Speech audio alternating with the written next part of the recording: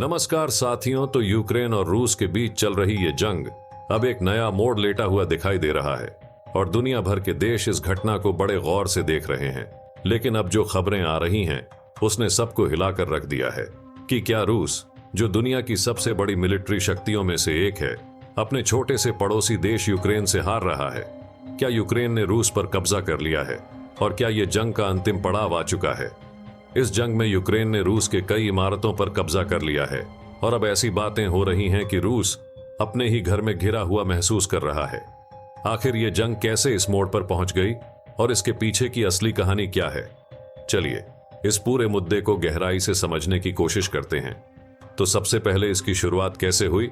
तो दरअसल 2022 में यह तनाव अपनी चरम सीमा पर पहुंच गया जब रूस ने यूक्रेन पर सेना से हमला कर दिया। रूस ने अपनी मिलिट्री पावर का इस्तेमाल करते हुए यूक्रेन के कई शहरों पर अटैक किया। दुनिया ने देखा कि किस तरह से यूक्रेन के छोटे छोटे शहरों पर रूस के पावरफुल मिसाइल्स और टैंक्स ने हमला किया। लेकिन यह जंग जैसा रूस सोच जा रहा था वैसा बिल्कुल भी नहीं निकला। यूक्रेन ने अपनी जीत के इरादों को मजबूत बनाया और अपनी मिलिट्री और सिविलियंस के साथ मिलकर रूस का जोरदार मुकाबला किया। दुनिया भर के कई देशों ने भी यूक्रेन को सपोर्ट दिया, जिसने यूक्रेन की मिलिट्री स्ट्रेंथ को बढ़ा दिया। लेकिन अब रूस, जो अपनी सेना के बल पर यूक्रेन को दबाने की सोच रहा था, उसे अनएक्सपेक्टेड चैलेंजेस का सामना करना पड़ रहा है।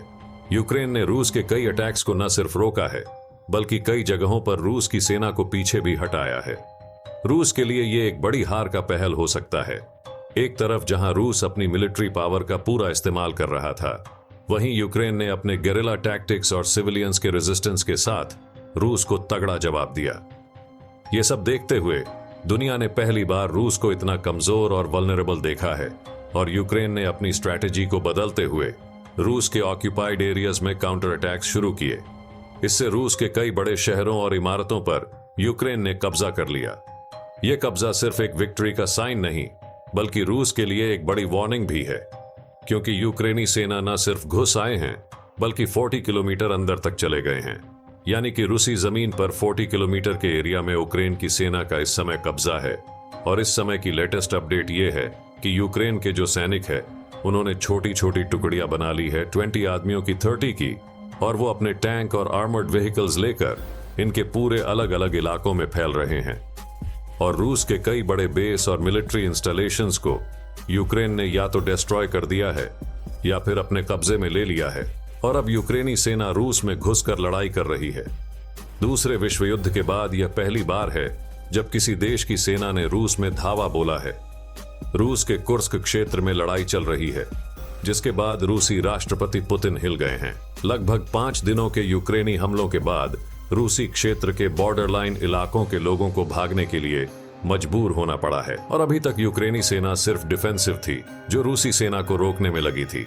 लेकिन उसके हमला करते ही पुतिन की सेना पीछे हटने लगी है। रूस के बॉर्डर लाइन इलाकों में बड़ी संख्या में स्थानीय लोगों को अपने घरों को छोड़ना पड़ा है। रूसी अधिकारी 8 क्षेत्रों में अस्थायी आवास स्थापित कर रहे हैं। पश्चिमी मीडिया की रिपोर्ट के मुताबिक इस हमले से पुतिन परेशान हो गए हैं। माना जा रहा है कि हजारों यूक्रेनी सैनिक हमले में शामिल हैं। कथित तौर पर यूक्रेन ने सैकड़ों रूसी सैनिकों को मार डाला और एक प्रमुख हवाई क्षेत्र पर हमला किया। और हाल ही में ज़ेलेंस्की ने एक बयान भी दिया है जिसमें इन्होंने कहा है कि हमने रूस के शहर कुर्स्क पर हमला इसीलिए किया है ताकि हम रूस पर दबाव डाल सके। इसके साथ साथ अमेरिका को इस बात का डर है कि यूक्रेन अगर ऐसा लंबे टाइम तक करता है तो रूस परमाणु बम से हमला कर देगा। ऐसे में न्यूक्लियर वॉर से बचने के लिए अमेरिका इसकी इजाजत नहीं देगा। लेकिन यूक्रेन ने पूरी तरीके से अमेरिका को भी शोक कर दिया है और रूस को भी, और रूस के अंदर तक घुस आए हैं। तो अब ये चीजें रूस के लिए बहुत बड़ी नुकसान का कारण बन गई हैं।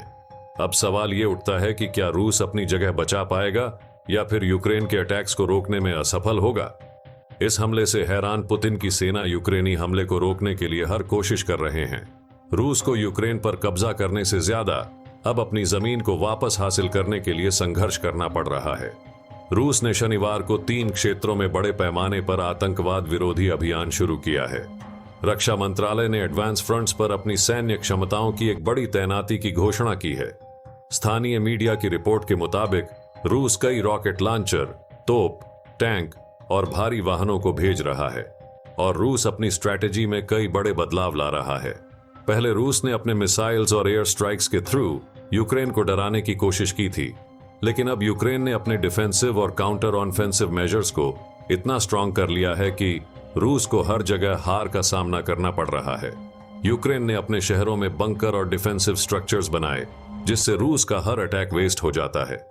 यूक्रेन की आर्मी ने भी कई मॉडर्न टैक्टिक्स अपनाकर रूस को पीछे हटने पर मजबूर कर दिया है। यह सब देखते हुए लगता है कि रूस की स्ट्रैटेजी अब फेल हो रही है। जंग के इस मोड़ पर दुनिया भर के देश भी अपना रिएक्शन दे रहे हैं। यूरोप और अमेरिका ने यूक्रेन को मिलिट्री और फाइनेंशियल सपोर्ट दिया है। यह सपोर्ट यूक्रेन के लिए एक बहुत बड़ा बूस्ट है, जिसकी वजह से वो रूस के मुकाबले में खड़े हो पा रहे हैं।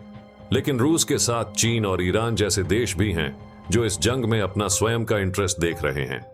यह पूरा कॉन्फ्लिक्ट अब एक ग्लोबल इश्यू बन गया है, जिसमें कई देश अपना अपना रुख ले रहे हैं। अब सवाल यह उठता है कि आगे क्या होगा। रूस अपनी हार को एक्सेप्ट करेगा या फिर कोई नए और वायलेंट स्टेप्स लेगा? यूक्रेन अपनी जीत को मजबूत बनाने के लिए क्या नए स्टेप्स उठाएगा? ये सब सवालों के जवाब आने वाले समय में ही मिलेंगे। जंग अब अपने चरम पर है और दोनों देश अपनी पूरी ताकत लगा रहे हैं। रूस की हार अब नजर आने लगी है, लेकिन क्या यह जंग का अंतिम पड़ाव होगा? इस जंग का आगे क्या होगा यह देखना बहुत ही इंटरेस्टिंग होगा। लेकिन अब तक जो सिचुएशन बनी है उससे लगता है कि यूक्रेन ने रूस को अपने घुटनों पर ला दिया है। दुनिया के लिए यह एक बहुत ही चिंता का विषय है, क्योंकि इस जंग का असर पूरी दुनिया के जियोपॉलिटिक्स पर पड़ेगा। तो दोस्तों, अगर आपको यह वीडियो पसंद आया तो इसे लाइक करें, शेयर करें और हमारे चैनल को सब्सक्राइब करना न भूलें। And thank you very much for listening. See you in the next video.